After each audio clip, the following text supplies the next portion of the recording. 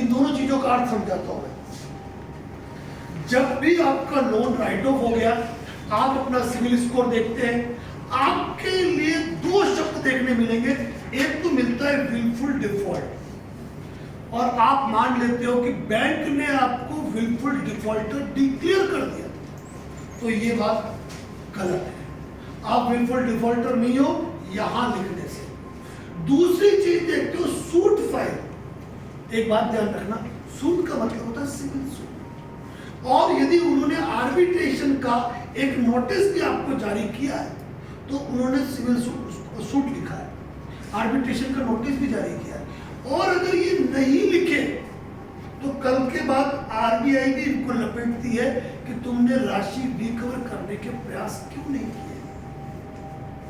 इसका मतलब तुम्हारा पैसा ब्लैक मनी था, चोरी का था, डकैती का था।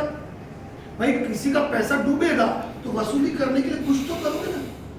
तो ये सूट फाइल का मतलब हमेशा ध्यान रखना, ये सिविल कार्रवाई है, और अगर आर्बिट्रेशन का नोटिस भी दिया है तो ये चीज हमेशा लिखी जाती है। और दूसरी चीज विलफुल डिफॉल्ट, तो ये ध्यान रखना पूरे भारत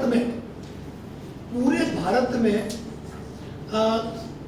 कितने करोड़ लोग होंगे जिनके लोन डिफॉल्ट होंगे? 50 करोड़ के आसपास।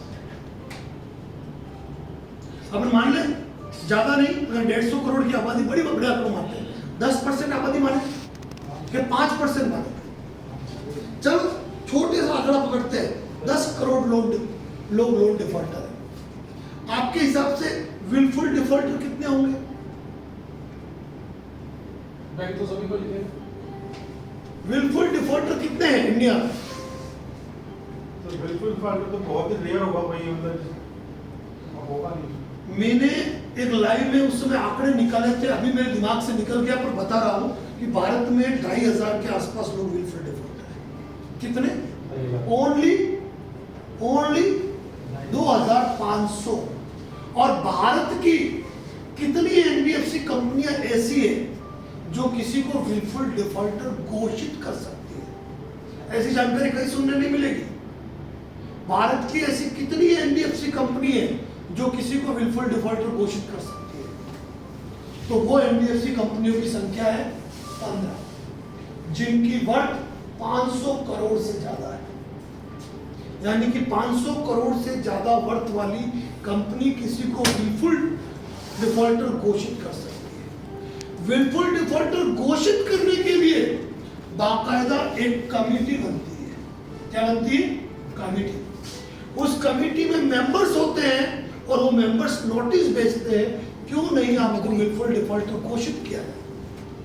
और इनको वो तमाम सबूत, तमाम साक्ष्य इकट्ठे करने पड़ते हैं जिसमें ये चीज साबित हो कि एक्स व्यक्ति ने 2 करोड़ का लोन लिया है, लेकिन उसके पास 6 करोड़ की प्रॉपर्टी मौजूद है और वो नहीं चुका रहा।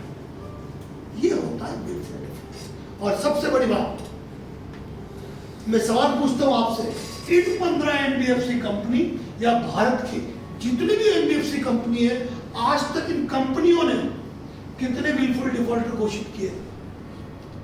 टोटल 2500 लोग नहीं, एक भी नहीं। और सर्च कर लेना, गूगल करना है, और क्या करते बेटा? AI जो भी करना है, ठीक है ना? तो जो करना है सर्च कर लेना। आज तक किसी एक एनबीएफसी कंपनी ने किसी एक को भी विलफुल डिफॉल्टर घोषित नहीं किया है। तो सर 2500 बैंकों का नेशनलाइज बैंक, ये कोऑपरेटिव है। तो ये चीज अपने दिमाग में बैठा देना, इनके विलफुल डिफॉल्टर लिखने से तो विलफुल डिफॉल्टर नहीं बन जाता है। ऐसी एक नहीं, अगर मैं 6 घंटे और बोलूंगा तो भी चलता रहेगा।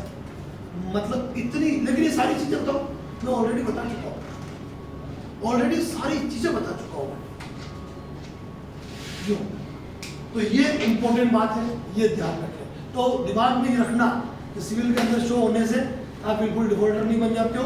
सूट फाइल का मतलब ये नहीं आपके ऊपर कोई सिविल सूट फाइल है, आर्बिट्रेशन का नोटिस भी भेजा तो मेंशन होता है, ये ध्यान रखें। ठीक है।